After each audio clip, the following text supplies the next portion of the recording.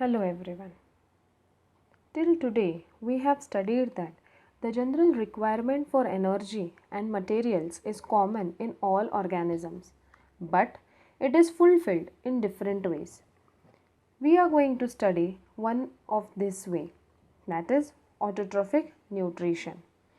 It is nothing but the carbon and energy requirements of the autotrophic organisms are fulfilled by the process of photosynthesis.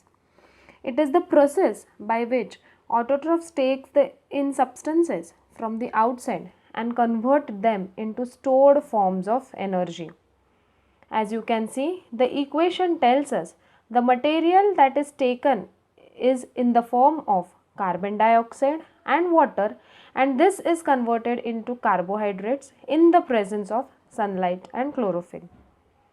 It is also accompanied by the release of oxygen. The carbohydrates are utilized for providing energy to the plant. The carbohydrates which are not used immediately are stored in the form of starch. A somewhat similar situation is also seen in us, where the food we eat is stored in our body in the form of glycogen. What actually happens during the photosynthesis are nothing but these three events. First, absorption of light energy by chlorophyll. Second, conversion of light energy to chemical energy, and splitting of water molecule into hydrogen and oxygen.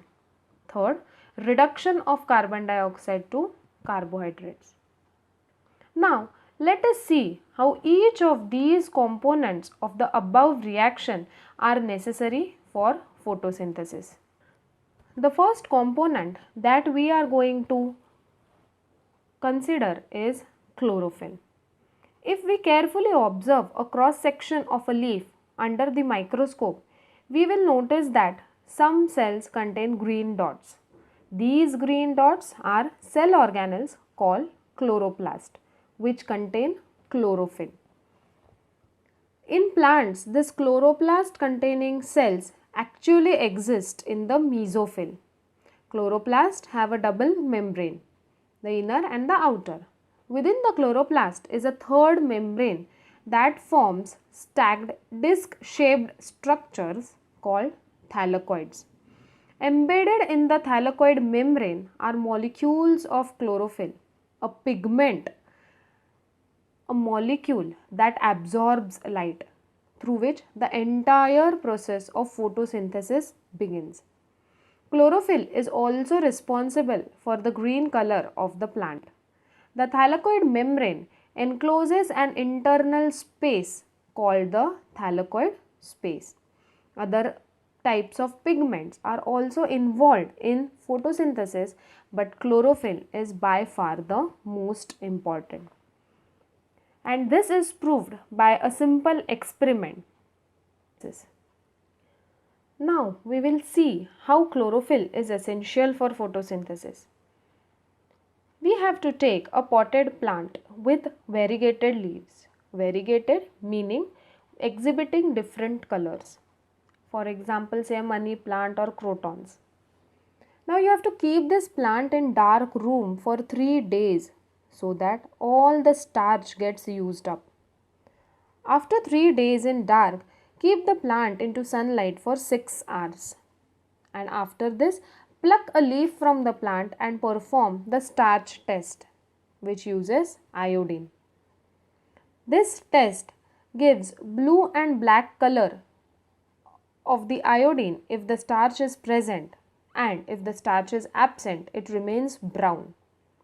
So when you perform this test on the variegated leaf which was in sunlight for 6 hours, we find that the green part of the leaf only gives us positive for the test, that is, it turns blue-black, whereas the pale part of the leaf remains brown, indicating that the green plant as contained chlorophyll performed photosynthesis leading to the production of starch, whereas the pale part of the leaf or the non-green part of the leaf did not perform photosynthesis, explaining that chlorophyll is one of the essential component for the process.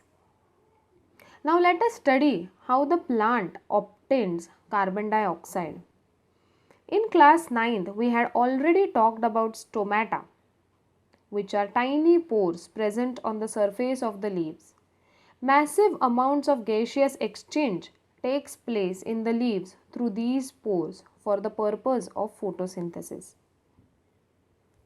Since large amounts of water can also be lost through these stomata, the plant closes these pores when it does not need carbon dioxide for photosynthesis. The opening and closing of the pore is a function of the guard cell, the kidney-shaped cells that encloses the stomatal pore. The guard cells swell when water flows into them, causing the stomatal pore to open. Similarly, the pore closes if the guard cell shrinks. But it is important to note here that exchange of gases occurs across the surface of stems, roots and leaves as well. Now, we will see an experiment to prove the importance of carbon dioxide. For this, we have to take two healthy potted plants and we have to keep them in dark room for 3 days. After this, we have to place a watch glass containing potassium hydroxide by the side of one of the plant and then cover both the plants with a bell jar separately. We have to seal the bottom of the jar so that it becomes airtight and then we have to keep this plant in sunlight for just 2 hours. So what do we exactly observe? After these 2 hours, we have to check the presence of starch in the plant with the same iodine test that we did for earlier. We see that the plant which did not had potassium hydroxide show a proper presence of starch in its leaf, whereas the plant which had watch glass containing potassium hydroxide kept aside did not show the presence of starch, and if it showed, the amount was very less. Now the potassium hydroxide has a quality to absorb carbon dioxide present.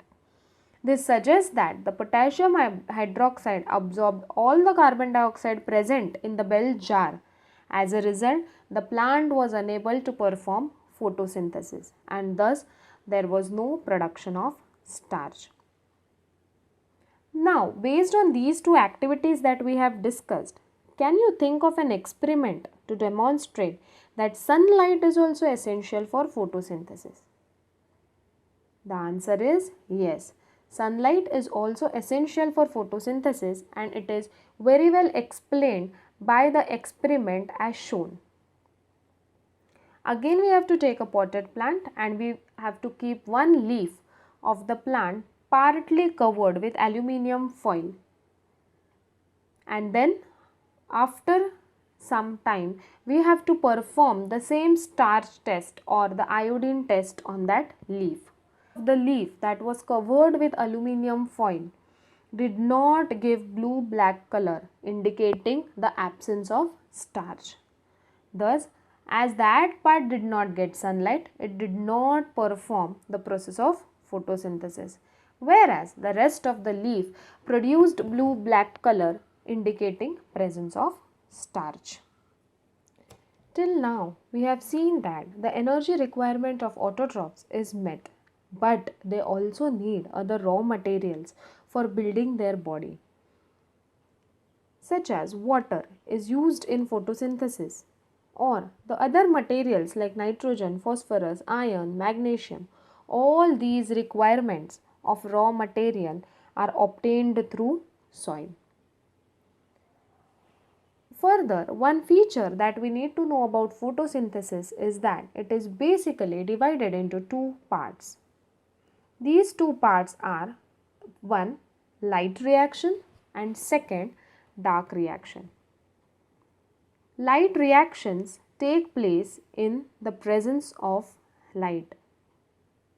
In the light dependent reactions, which actually takes place at the thylakoid membrane, The chlorophyll absorbs energy from sunlight and then converts it into chemical energy with the use of water.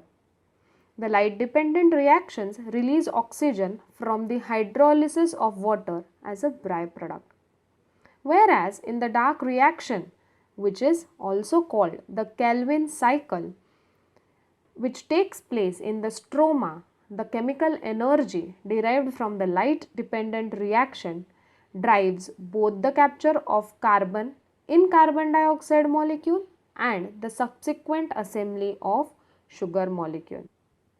Thus, there is no lead of light in this. Instead, it uses the energy of organic molecules ATP and NADPH to produce energy molecules. To summarize the process of photosynthesis, we can say that it is the process that only certain organisms called autotrophs can perform. They require the presence of chlorophyll, a specialized pigment that can absorb light and convert light energy into chemical energy. Photosynthesis uses carbon dioxide and water to assemble carbohydrate molecule, usually glucose, and releases oxygen into the air. Eukaryotic autotrophs such as plants and algae have organelles called chloroplasts in which photosynthesis takes place. I hope the concept of photosynthesis is pretty clear. In the next video, we will study about heterotrophic nutrition. Thank you.